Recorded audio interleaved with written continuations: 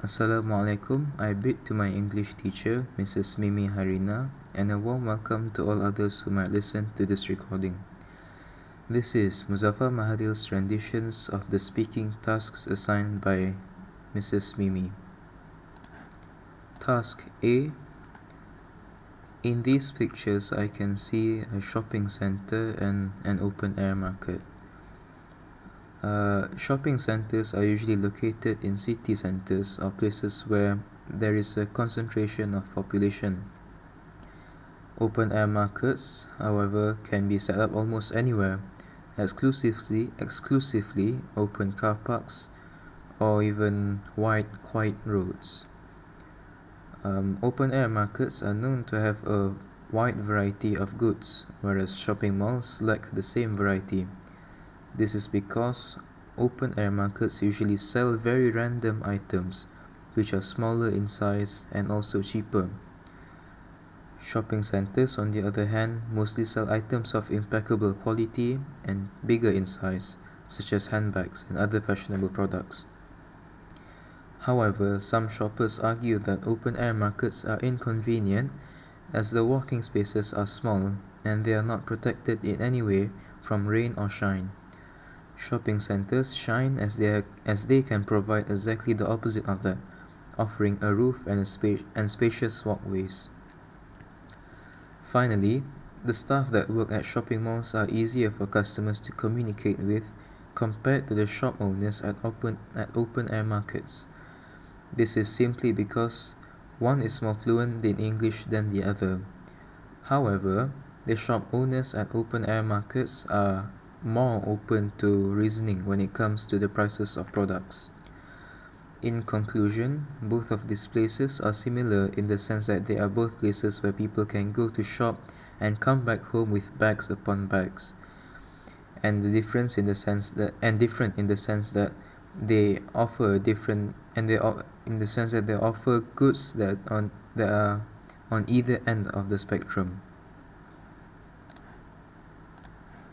Task B. My best friend's birthday is coming up soon and I think I'll buy him a new t-shirt. I have two shops here to choose from, Tees Mania and Magic Department Store. I think Tees Mania has a wider variety of designs compared to Magic Department Store.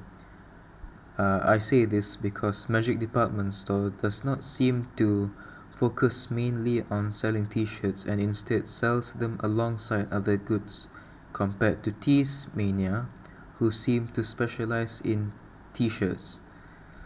In terms of convenience, Tees Mania is also the way to go. 44 Jalan Aman is nearer to the public car park, so it will be nearer to walk compared to Magic Department Store, which is a little further down the road.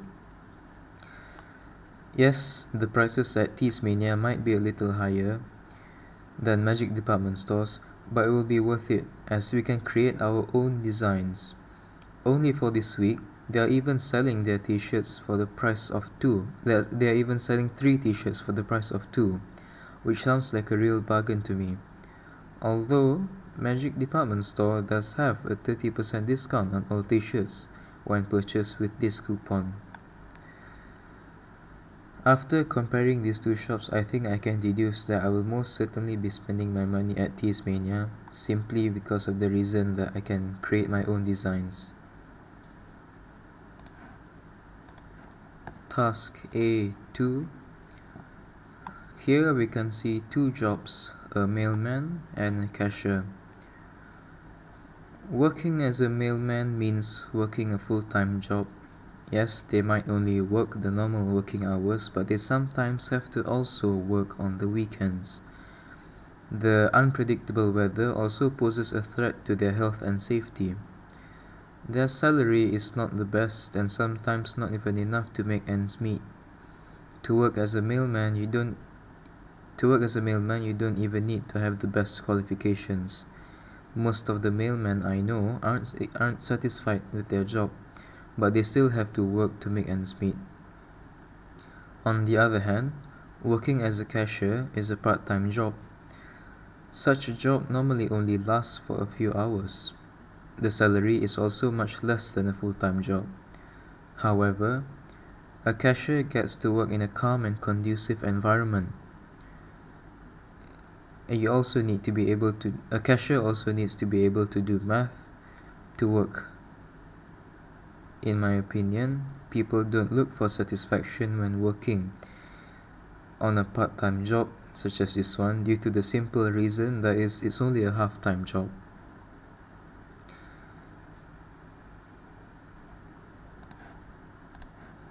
Task B, discuss.